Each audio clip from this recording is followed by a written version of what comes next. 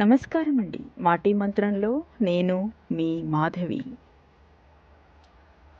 అన్నిటికంటే గొప్ప వరం ఏంటో తెలుసా ఈ ప్రపంచంలో? ఎల్లప్పుడూ సంతోషంగా ఉండగలగడమే. మన కష్టాల్ని కళ్ళతో చూసి కూడా నవ్వుకునే వాళ్ళు ఉన్నారు. అందుకే జీవితంలో ఎన్ని అడ్డంకులు ఎదురైనా, ఎన్ని కష్టాలు వచ్చినా ఎవ్వరితో పంచుకోకండి.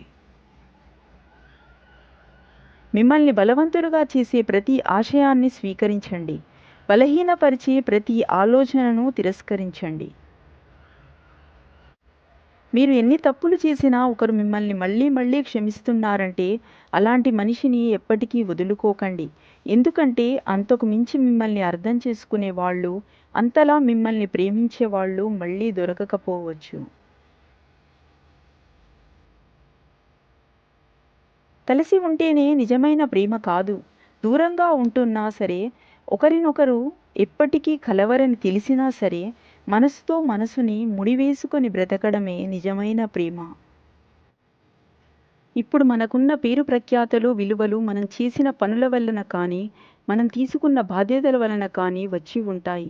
బాధ్యత లేని వారికి ఏ పేరు రాదు, బాధ్యతా రహితుడని తప్ప. ఈ ప్రపంచంలో 90% ప్రజలు మరొకరి దగ్గర వాళ్ళ మంచితనాన్ని చెప్పుకోవడం కోసం మూడో వ్యక్తి గురించి చెడ్డగా మాట్లాడతారు. తెలివి తక్కువ వారితో వాదించడం చెంప మీద వాలిన దోమను చంపేందుకు ప్రయత్నించడం లాంటిది.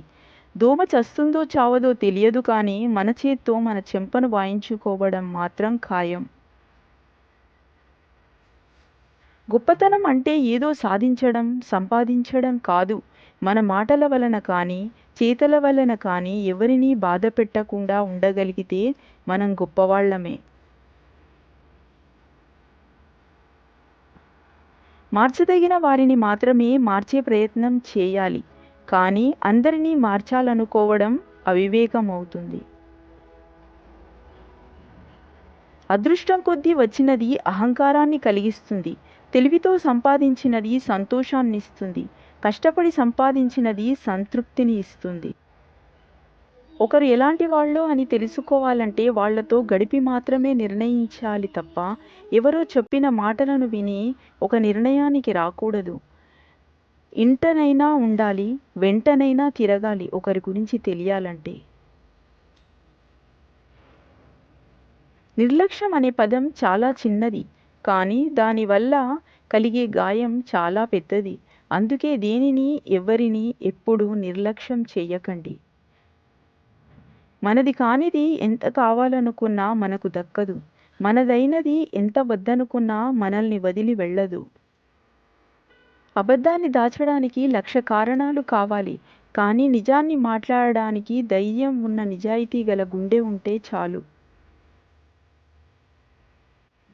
కనురెప్పల తడిని అర్థం చేసుకునే హృదయం ఉంటే కన్నీటి భాష అప్పుడు అర్థమవుతుంది. నిజానికి అబద్ధానికి తేడా ఏంటో తెలుసా? మీరు చెప్పిన అబద్ధాన్ని మీరే రక్షిస్తూ ఉండాలి. కానీ నిజం మాత్రం మిమ్మల్ని రక్షిస్తుంది ఎప్పటికైనా. గర్వంతో ఉండవద్దు, భగవంతుని ఆశీస్సులు కోల్పోతారు. ఈర్ష్యతో ఉండవద్దు, స్నేహితులను కోల్పోతారు. కోపంతో ఉండవద్దు, మిమ్మల్ని మీరే కోల్పోతారు. కింద పడకుండా ముందుకు సాగడంలో గొప్పతనం లేదు. కింద పడిన ప్రతిసారి లేచి నిలబడి ముందుకు సాగడంలోనే గొప్పతనం ఉంది. ఆడవారి అందం వారి ముఖంలో ఉండదు, వారి నిజమైన ప్రేమలో, వారి నడతలో ఉంటుంది. మగవారి అందం వారి ఆస్తిలో, సంపాదనలో ఉండదు, వారు స్త్రీకి ఇచ్చే మర్యాదలో ఉంటుంది. మిమ్మల్ని ఎవరైనా నిరాకరిస్తే సంతోషంగా అంగీకరించండి.